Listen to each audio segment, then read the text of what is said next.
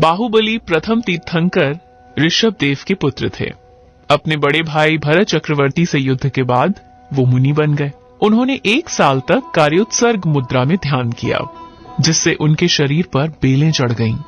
1 साल के कठोर तप के बाद उन्हें केवल ज्ञान की प्राप्ति हुई और वह केवली कहलाए। अंत में उन्हें मोक्ष की प्राप्ति हुई और वे जीवन और मरण के चक्र से मुक्त हो गए। गोमटेश्वर प्रतिमा के कारण बाहुबली को गोमटेश भी कहा जाता है। ये मूर्ति श्रवणबेलगोला, कर्नाटक, भारत में स्थित है और इसकी ऊंचाई है 57 फीट। इसका निर्माण साल 181 में गंगा मंत्री और सेनापति चामुंडराय ने करवाया था। ये विश्व की चंद स्वतः रूप से खड़ी प्रतिमाओं में से एक है। बाहुबली का जन्म ऋषभदेव और सुनंदा के यहाँ इक्ष्वाकु कुल में अयोध्या नगरी में हुआ था। उन्होंने चिकित्सा, तीरंदाजी, पुष्प कृषि और रत्न शास्त्र में महारत प्राप्त की। उनके पुत्र का नाम सोमकीर्ति था, जिन्हें महाबल भी कहा जाता है। जैन ग्रंथों के अनुसार जब ऋषभदेव ने संन्यास लेने का निश्चय किया, तब उन्होंने अपना राज्य अपने 100 पुत्रों में बांट दिया। भरत को विनीता यानी कि अयोध्या का राज्य मिला और बाहुबली को अमसक का, जिसकी राजधानी पोदनपुर थी। भरत चक्रवर्ती एक बार युद्ध जीतकर अयोध्या लौटे, तब उनका चक्र रत्न नगरी के द्वार पर रुक गया, जिसका कारण उन्होंने पुरोहित से पूछा। पुरोहित ने बताया कि अभी आपके भाइयों ने आपकी अधीनता स्वीकारी नहीं है। भरत चक्रवर्ती ने अपने सभी 99 भाइयों के यहाँ दूत भेजे। 98 भाइयों ने अपना राज्य भारत को दे दिया और जैन दीक्षा लेकर जैन मुनि बन गए।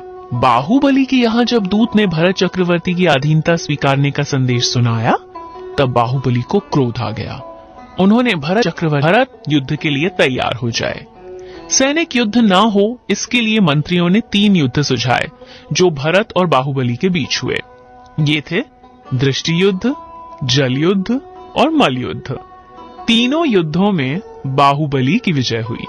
इस युद्ध के बाद बाहुबली को वैराग्य हो गया और वे सर्वस्व त्याग कर दिगंबर मुनि बन गए।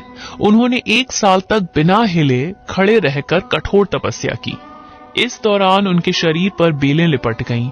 चींटियों और आंधियों से घिरे होने पर भी उन्होंने अपना ध्यान भंग नहीं किया और बिना कुछ खाए पिए अपनी तपस्या जारी। 1 वर्ष के पश्चात भरत उनके पास आए और उन्हें नमन किया।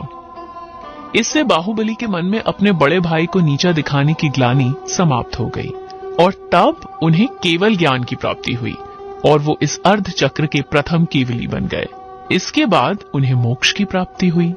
आदि पुराण के अनुसार बाहुबली इस युग के प्रथम कामदेव थे। इस ग्रंथ की रचना आचार्य जिनसेन ने 9वीं शताब्दी में संस्कृत भाषा में की थी। ये ग्रंथ भगवान ऋषभदेव के 10 पर्यायों तथा उनके पुत्र भरत और बाहुबली के जीवन का वर्णन करता है।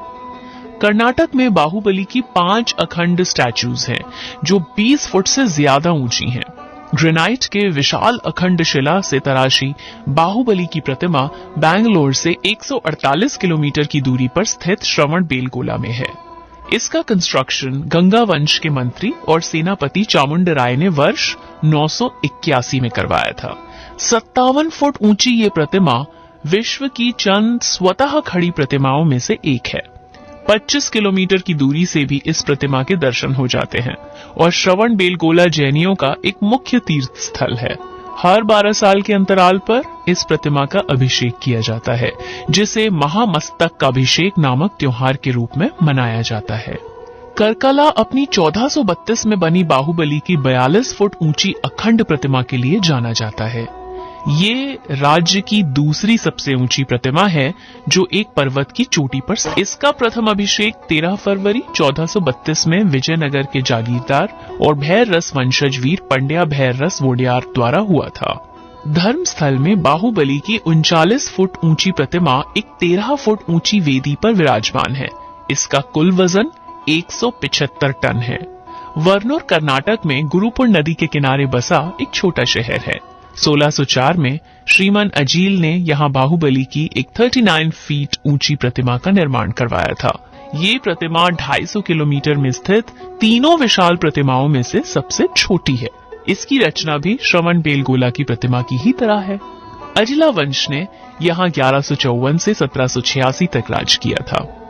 गोमटगिरी एक प्रसिद्ध जैन तीर्थ है। और ये थी बाहुबली के मंदिर की पूरी कहानी।